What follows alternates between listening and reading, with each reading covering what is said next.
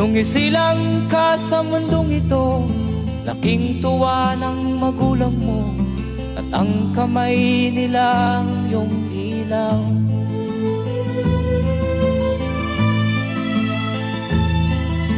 At ang nanay at tatay mo'y di malaman ang gagawin, minamasdan pati pagtulog mo.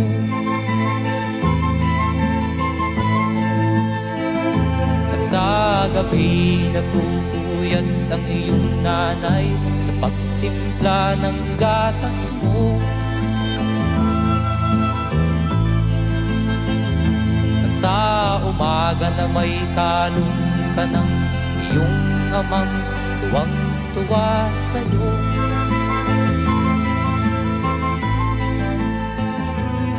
Ngayon